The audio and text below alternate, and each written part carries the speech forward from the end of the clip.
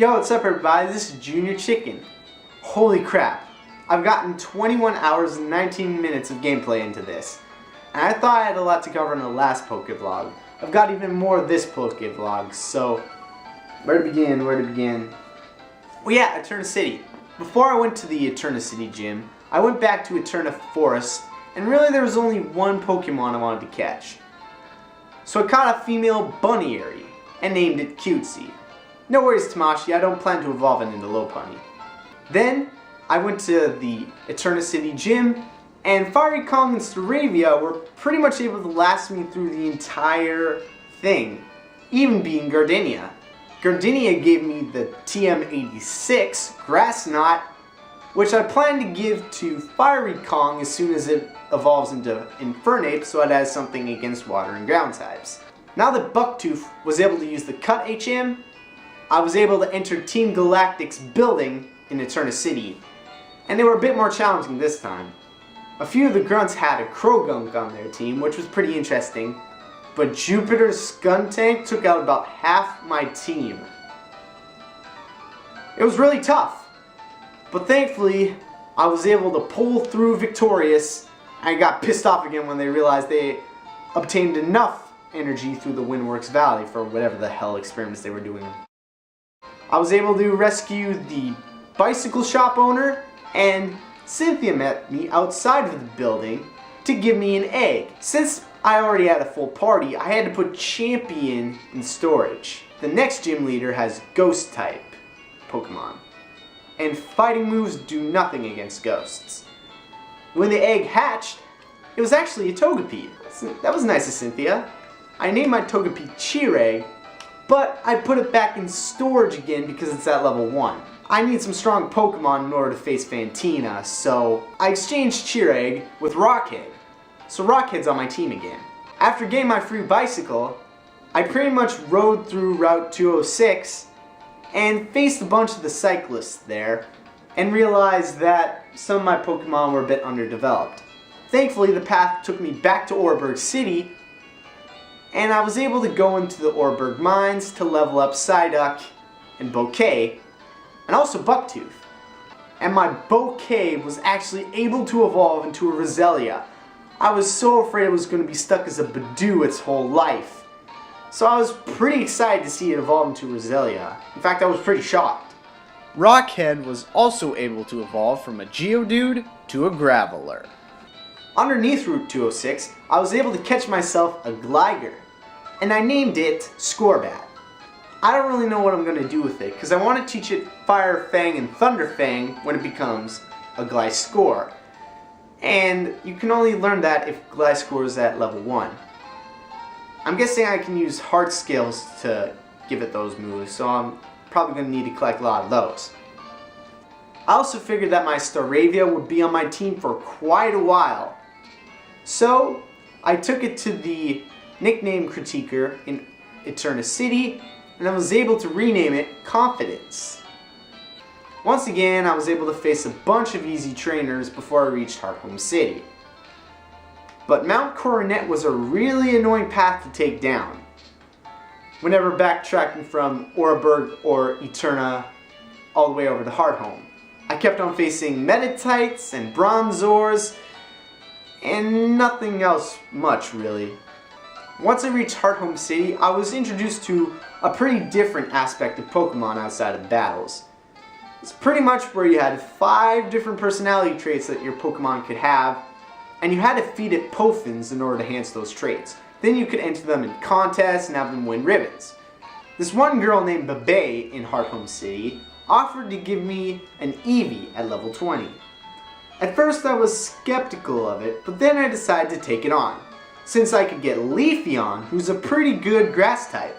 It was pretty hard at first trying to learn to make good Poffins, but eventually I got the hang of it, and was able to feed some good sweet and dry Poffins to my Bouquet, who I entered in some cute and beauty contests and was able to win normal and great rank ribbons out of both those areas.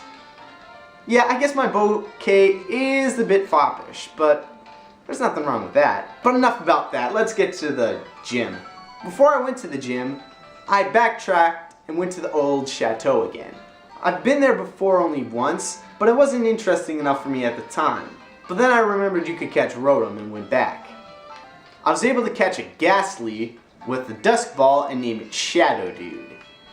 Then I figured out you had to enter into a TV in a certain room, and that's where I faced and caught Rotom.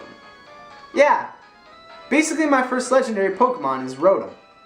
I know I forgot to talk about him in the legendary Pokemon videos I made with my buddy Matt, but Rotom's kind of a weird one. It transforms into different kind of like appliances around your house and changes its type based on that appliance. After that, I returned to Hearthome City and went to the Hearthome Gym, where it was actually the first puzzle-based gym I've seen so far. You basically had to find a blue tile that had a symbol on it, then find the door with the red tile that had the same symbol. And the trainers were actually pretty tough.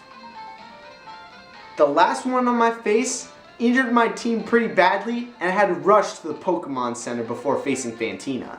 I know this seems like chickening out, but come on, this isn't Nuzlocke we're talking about. I'm doing whatever I can to win here.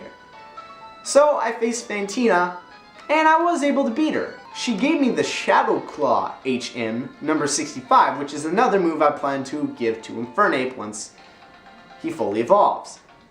After I beat Fantina, I got to face Matt B again in a fight. I faced him twice before, once when we first got our Pokemon, and then another time at Jubilife City. And I beat him again this time. I then continued on my way to Solaceon Town, and on my way I actually ran into some Ralses. They were pretty tough to catch, but eventually I caught a male one and I named it Getzloff. But the tower, oh my god, the tower was such an annoyance. First off, when you got to about the 3rd or 4th floor, it would get really foggy, making Bouquet pretty much the only Pokemon I could use since it learned Magical Leaf after it evolved into Roselia. Oh my god.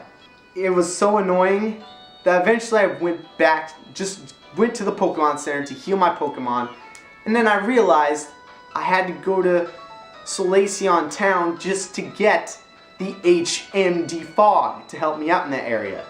Speaking of new moves, my Psyduck is actually able to learn Confuse, and I upgraded its Water Gun to a Water Pulse. Bouquet was also able to upgrade its Mega Drain to a Giga Drain. My Confidence was actually able to learn Aerial Ace, but because it had already learned Defog to replace Endeavor, I had to replace Double Team, since I wanted to keep Quick Attack, since speed priority moves are always good. I forgot to mention this in the previous PokeVlog. Fiery Kong was able to upgrade its Ember to a Flame Wheel. I was also able to get Rockhead to learn Magnitude, which is a pretty useful move.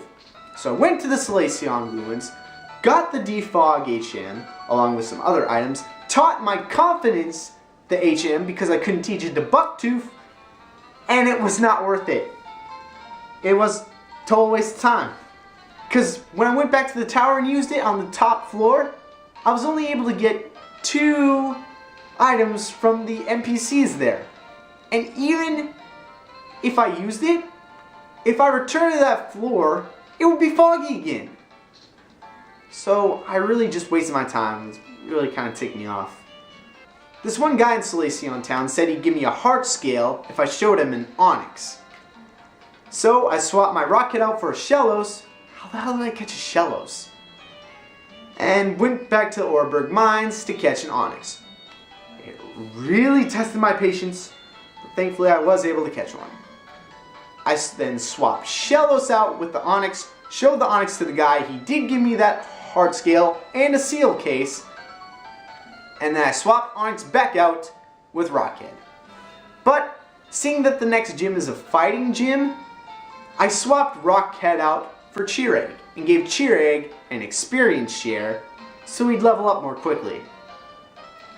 I also swapped out Bouquet with Getzloff since I'm realizing that Roselia isn't really the best grass type out there.